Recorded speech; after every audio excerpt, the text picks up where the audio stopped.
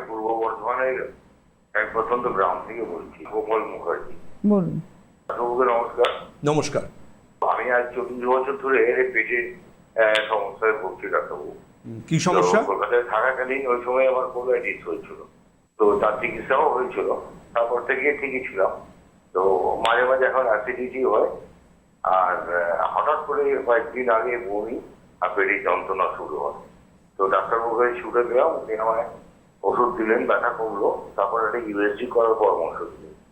USG করলাম, USG রিপোর্টে হচ্ছে গল ব্লাডারের মধ্যে ইনফেকশন হয়ে গেছে আর কোলাইটিস।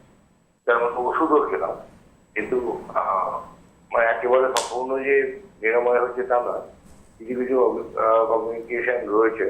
তো এই মতো অবস্থায় কোলাইটিসের কোনো কি চিকিৎসা হাতে আপনাদের? দেখুন, আমার তো কোনো দোকান নয় যে আপনি বলবেন এই কোম্পানির বিস্কুটটা হবে আপনার কাছে, আমি দিয়ে দেবো আপনাকে, এরকম তো ব্যাপারটা নয়, ঠিক না?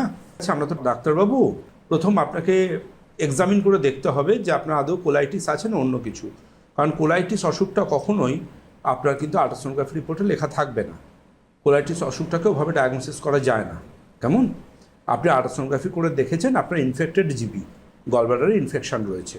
এই ইনফেকশনের প্রাবল্য কতটা সেটা জানতে হবে।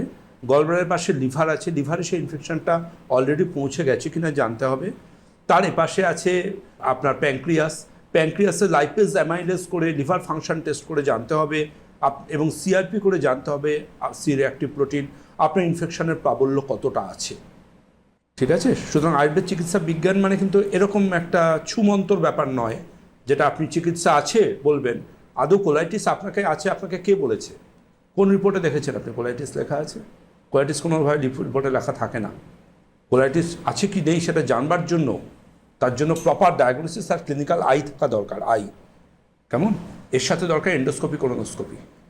আপনি রিপোর্টপত্র যা আছে পাঠান, কোন মাসে কোন তারিখে কোথায় ডেট পাবেন দেখুন, যদি সম্ভব হয় আমি সুফল এনে দেওয়ার চেষ্টা করব।